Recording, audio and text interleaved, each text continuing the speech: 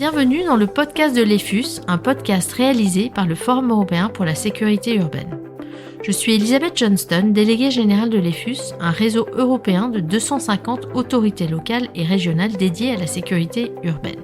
Aujourd'hui, pour parler de la criminalité organisée et de ses impacts au niveau local, à travers l'Europe, je suis heureuse d'accueillir Alexandra Antoniadis. Bonjour. Bonjour. Vous êtes responsable adjointe d'unité criminalité organisée et drogue à la Commission européenne.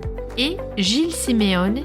Bonjour. Bonjour. Vous êtes président du Conseil exécutif de Corse et membre de l'EFUS. Madame Antoniadis, comment la criminalité organisée évolue-t-elle en Europe ? Ce qu'on voit aujourd'hui, c'est la criminalité organisée à une hausse historique presque. On voit plus de violence dans nos rues, une violence non seulement entre les gangs qui sont en conflit entre elles, mais aussi ça cause des victimes entre les innocents, des jeunes filles, garçons, familles dans nos rues. On devrait parler aussi, bien sûr, de tous ceux victimes de consommation de drogue, des milliers de personnes qui sont tuées chaque année. Mais les crimes organisés, ce qui est plus préoccupant, c'est aussi cette menace qui est un peu à l'ombre, cette infiltration dans nos institutions, dans toutes ces structures légaux, qui n'est pas toujours visible, mais qui corrompent et qui menacent un peu la stabilité de la société et la confiance dans nos institutions. Et ça, c'est aussi préoccupant que la violence et la corruption. Ça fait partie intégrante du crime organisé. Sans cela, ils ne pourraient pas faire leur travail. Il faut aussi répondre à ça. Crime organisé, criminalité organisée, y a-t-il une définition au niveau européen ? Il n'y a pas une définition. Tout ce qui est organisé par plusieurs personnes commettre des crimes de nature sérieuse, ça c'est selon des définitions du droit pénal. Ça c'est une organisation criminelle. Mais ce qui nous préoccupe, c'est pas ces 3 ou 4 personnes qui se mettent ensemble pour commettre des crimes, mais ce sont des réseaux et des groupes qui travaillent à long terme avec des poches d'argent et qui utilisent l'intimidation, la corruption, la violence et aussi à l'échelle globale, qui ont vraiment du début dans les États d'origine jusqu'à ici en Europe, qui contrôlent toute cette chaîne d'approvisionnement. Alors tout à l'échelle globale qui nous préoccupe, c'est ce qu'on appelle, nous, dans les termes anglais, c'est les high risk criminal networks, les réseaux à haut risque qui sont les plus préoccupants. Monsieur Simeoni, comment se traduit cette définition sur le terrain en Corse ? Alors, la collectivité de Corse que je préside a décidé de s'emparer de cette question suite à un assassinat, un de plus malheureusement, parce que la Corse en a connu beaucoup ces dernières années, mais l'assassinat d'un jeune militant nationaliste qui a été en quelque sorte le révélateur d'une situation extrêmement grave, un assassinat qui a conduit à la création de 2 collectifs anti-mafia et qui a conduit également l'Assemblée de Corse et le Conseil exécutif de Corse à décider de l'organisation d'une session extraordinaire consacrée à la lutte contre les dérives mafieuses. Alors dans le cadre de cette session, nous avons essayé de donner une définition de ce que l'on peut qualifier de dérive mafieuse. Elle est assez proche de ce qu'a évoqué Madame, c'est-à-dire un groupe appartenant à la criminalité organisée qui essaye, soit par l'intimidation, soit par la violence, ou la promesse ou le risque de violence d'influer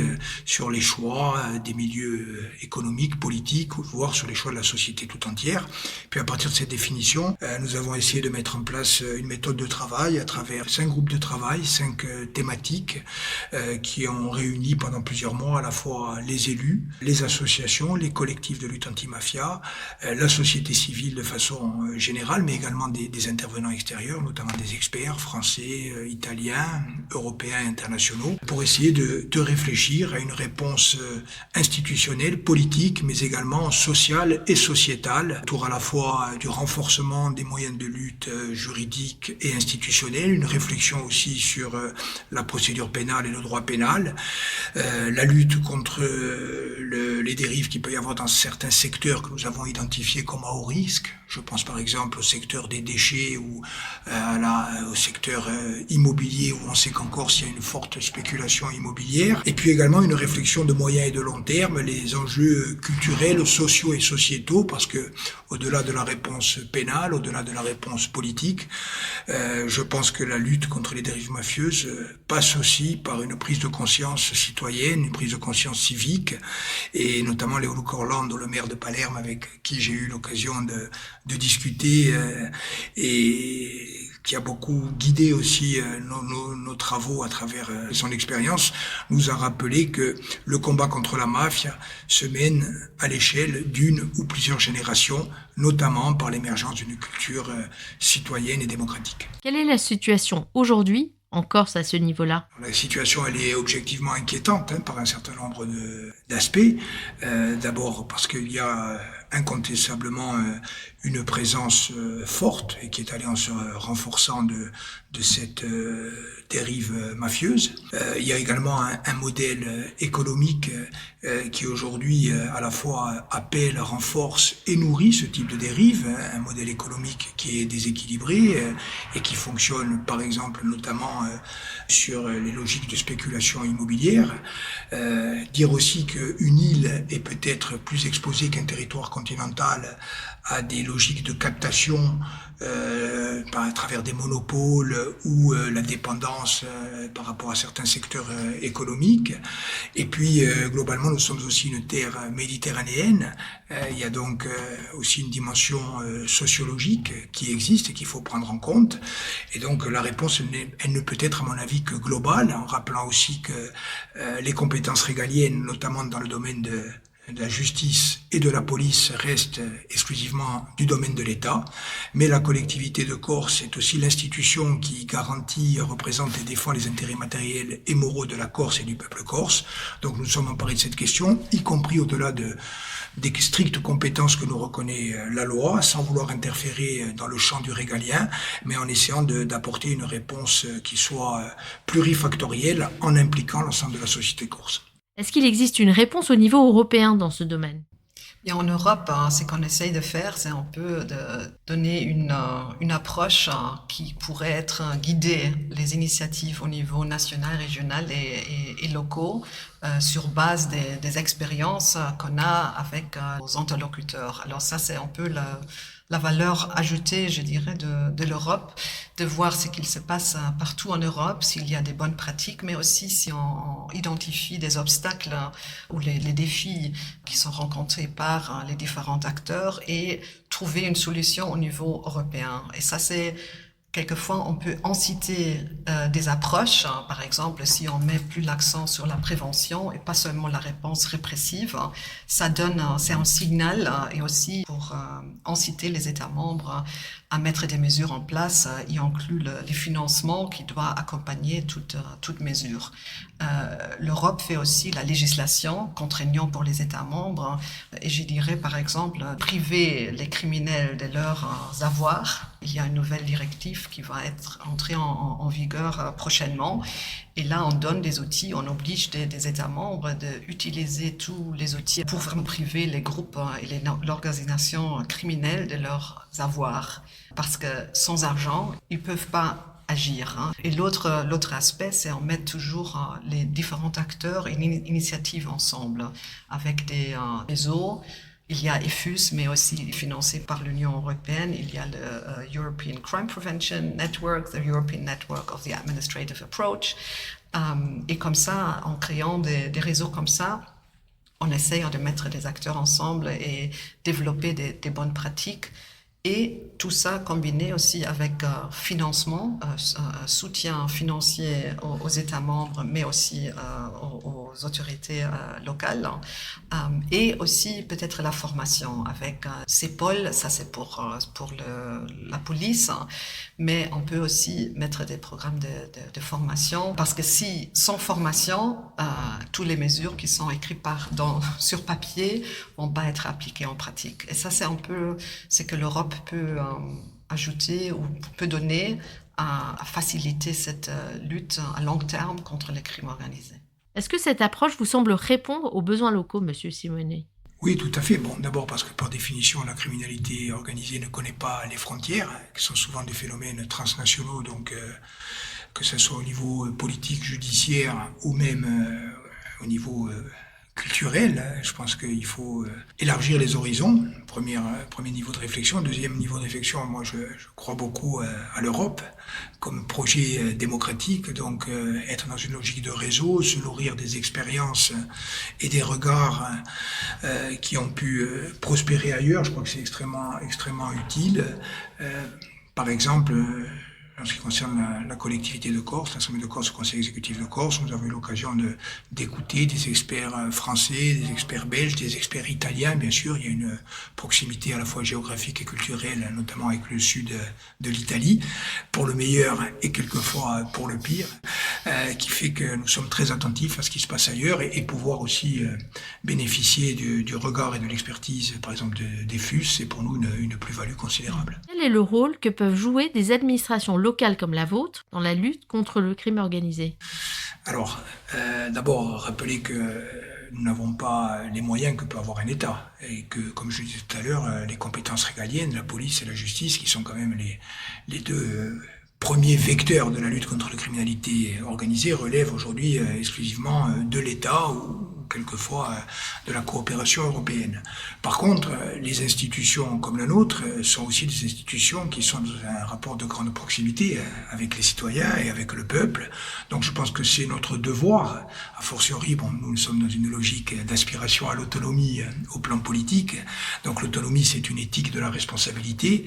Et donc ça veut dire que dans le domaine du développement économique et social, des logiques de solidarité, de la culture citoyenne, je pense que la collectivité de Corse, qui est l'institution, je le redis, qui a vocation à défendre les intérêts de la Corse et des Corses, doit être en première ligne dans ce combat démocratique et citoyen, notamment contre la criminalité organisée et les risques de dérive mafieuse. Est-ce qu'on peut également parler de détection, d'approche administrative, de réinsertion, d'aide aux victimes ? Oui, c'est un petit peu les 5 thématiques que nous avons essayé de décliner.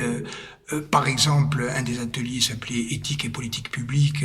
Nous allons faire un travail approfondie en matière de sécurisation des marchés publics, des procédures, pour essayer de répercuter de façon opérationnelle les différents textes nationaux, européens, qui organisent la détection et la répression de la corruption ou de toute forme de népotisme.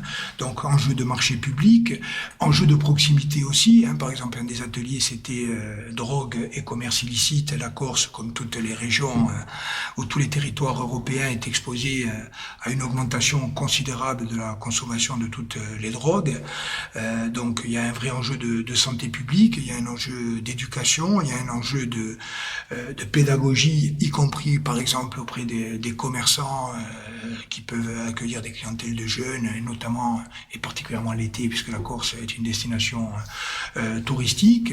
Il y a aussi, comme je vous le disais, le travail à mener en partenariat avec l'éducation nationale, avec le rectorat, pour aller dans les écoles et pour faire émerger une culture qui soit véritablement une culture citoyenne.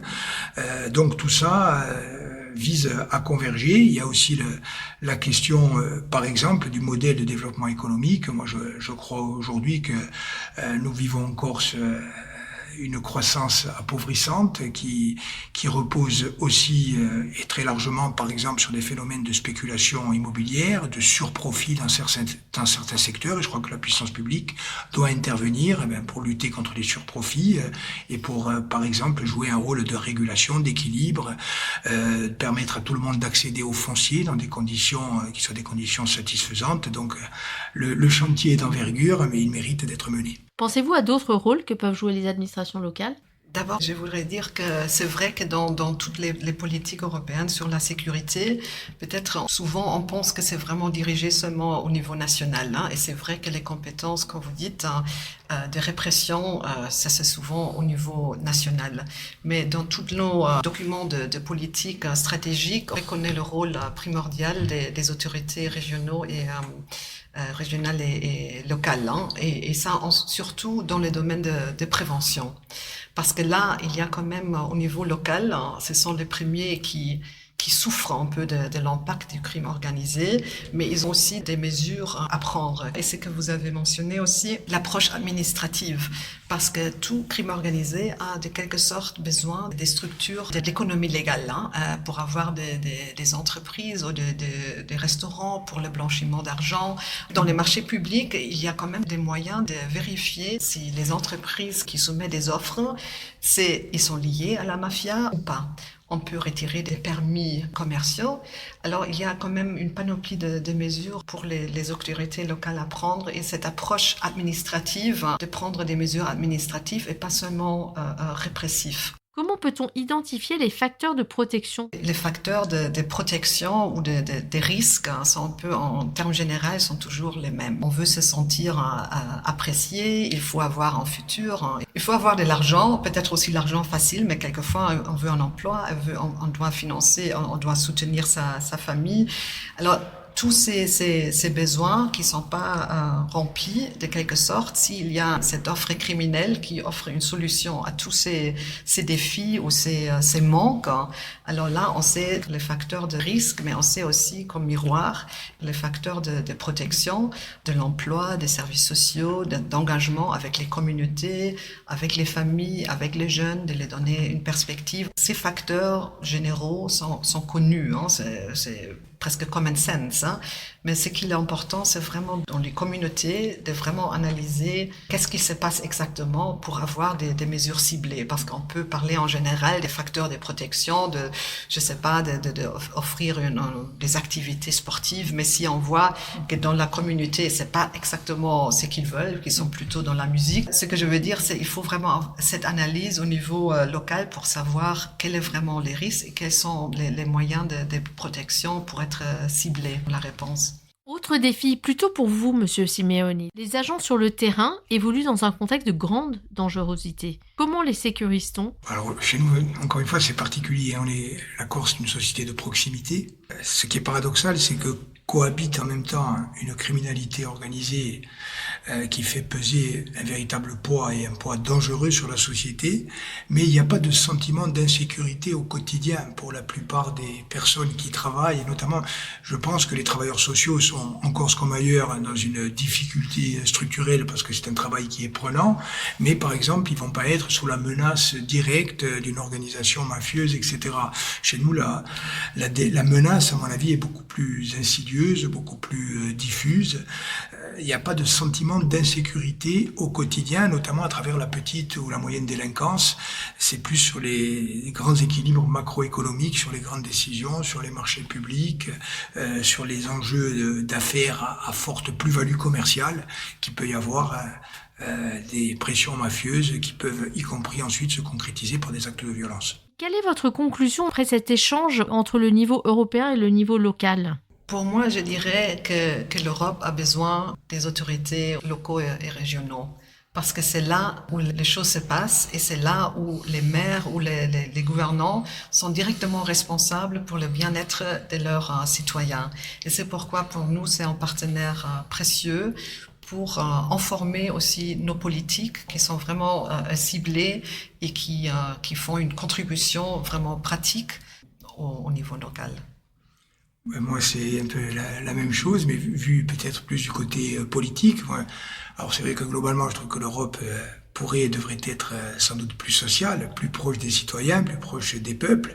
Mais même avec ces limites-là, je pense que le projet européen est profondément un projet démocratique et humaniste, et que donc, y compris dans les aspects les plus sombres d'une vie collective, c'est-à-dire la criminalité organisée et la lutte contre la criminalité organisée, je pense que l'Europe est l'endroit géométrique, politique, symbolique où on peut confronter les regards, les expériences et s'enrichir mutuellement, en ayant aussi en tête, qu'à mon avis, sur le long terme, la façon la plus certaine de faire reculer les marges, parce que la criminalité organisée et la criminalité doit rester la marge. Pour que la marge reste à la marge, il faut qu'on ait un centre qui fonctionne, et le centre doit se construire autour des principes de démocratie, d'équité, de solidarité. Merci Alexandra Antoniadis, merci Gilles Simeoni, merci aussi à vous de nous avoir écoutés jusqu'au bout de cet échange. Nous espérons que vous avez apprécié cet épisode réalisé dans le cadre du projet Icarus financé par la Commission européenne. Nous sommes impatients de partager d'autres réflexions et initiatives locales avec vous. Si vous voulez en savoir plus sur les approches innovantes et les initiatives locales, rendez-vous sur le site internet du Forum européen pour la sécurité urbaine et abonnez-vous à ce podcast. À très bientôt pour un prochain épisode du podcast de l'EFUS.